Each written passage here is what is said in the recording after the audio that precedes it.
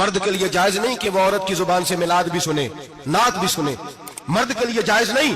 مرد کو مرد سکھائے گا، عورت سکھائے گی تو عورتوں کو سکھائے گی. بے شک آپ سویرے فتوا دیجئے کہ چھوٹی سی مسجد میں بیٹھ کے، چھوٹے سے کونے میں بیٹھ کے چھوٹا سا مولوی، اور وہاں تو اتنے اتنے بڑے مفتی ٹی وی پہ بیٹھے ہوئے، وہ غلط ہے تو صحیح ہے کیسے ہو گئے؟ سنو، میرے نبی پاک علیہ الصلوۃ والسلام کے مذہب کا حسن یہ ہے کہ اسلام کہتا ہے ایک نظر بی بی کو دیکھا کسی نے غلطی سے تو معافی ہو جائے گی، دوسری نظر شہوت سے دیکھا تو حرام ہے اس کے لیے.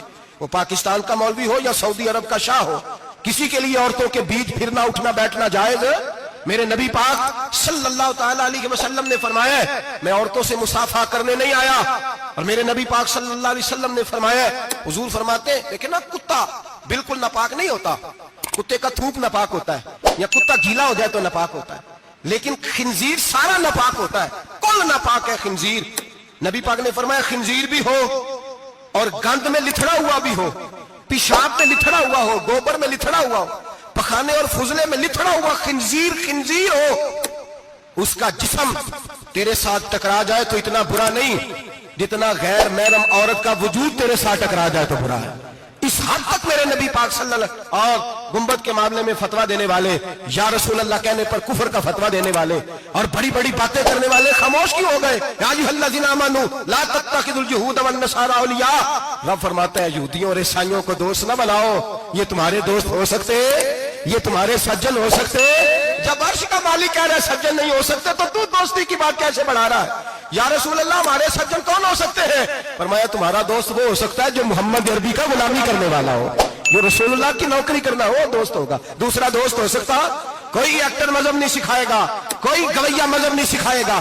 حضرت جناب سیدنا جنید بغدادی، بغداد کے پیر سے کسی نے پوچھا تھا آج سے 1100-1200 سال پہلے، وہ تو زمانہ ویسے نیکی اور پرہیزگاری کا تھا، کہا بابا جی مرد اور عورت نیک ہو، بغیر پردے کے، بغیر حجاب کے، بغیر دیوار کے بیٹھ کر ایک دوسرے کو دین سکھا سکتے ہیں؟ حضرت صاحب بتائیے، مرد اور عورت نیک ہو تو بغیر پردے اور حجاب کے ایک دوسرے کو دین سکھا سکتے ہیں؟ تو حضرت جنید بغدادی فرمانے لگے سکھانے والا حسن بصری ہو اور سیکھنے والی رابعہ بصری ہو تو پھر بھی بغیر پردے کے بیٹھنے کی اجازت نہیں. تو مفتی صاحب کو اجازت کس نے دی؟ مولانا صاحب کو اجازت کس نے دی؟ بڑا وہ نہیں ہوتا جو ٹی وی پہ زیادہ آتا ہے، بڑا وہ ہوتا ہے جو رسول اللہ کے دین پہ عمل زیادہ کرتا ہے. حضرت عبداللہ ابن مسعود رضی اللہ تعالیٰ عنہ فرماتے ہیں زیادہ باتیں کرنے والا عالم نہیں ہوتا. حضور پھر عالم کون ہوتا ہے؟ فرمایا پڑھو قرآن، انما یخشی اللہ من عبادہ العلماء.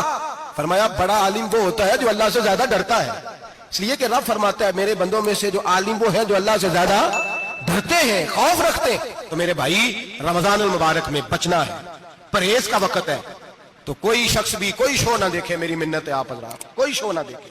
عورت کا تو پردہ ہے تو ہمیں تو تماشے پہ لگا دیا گیا.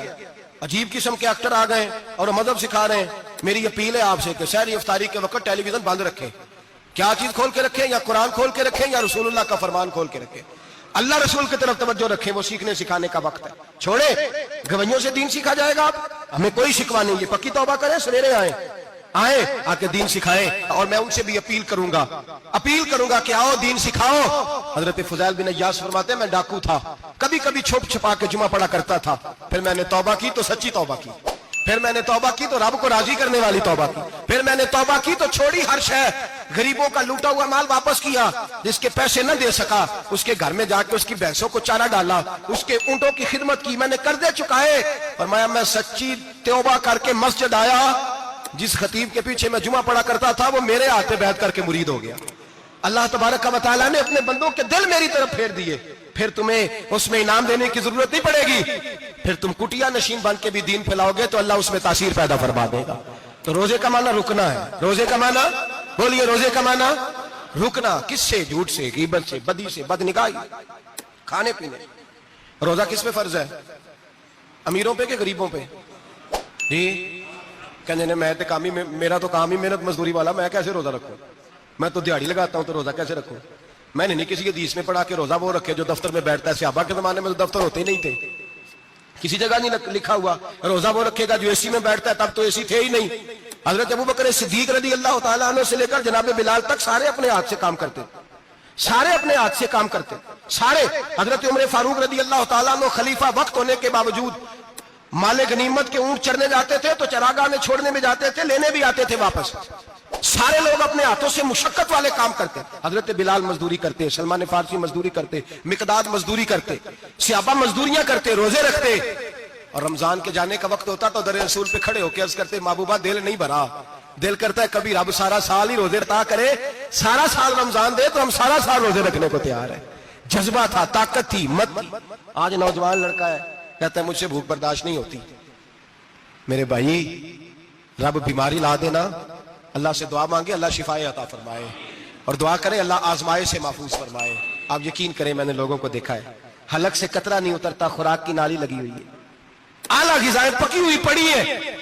अर्श का मालिक कहता है मैं तेरे हलक से गुजरने नहीं दूंगा, कानून बन गया। मैंने देखा है ड्रिप पे लोग जिंदा है, बोतल लगी हुई है, ग्लूकोज की, गुजारा चल रहा, आला ग़िज़ाएं पड़ी हैं, लाखों रुपया तिजोरी में पड़ा है।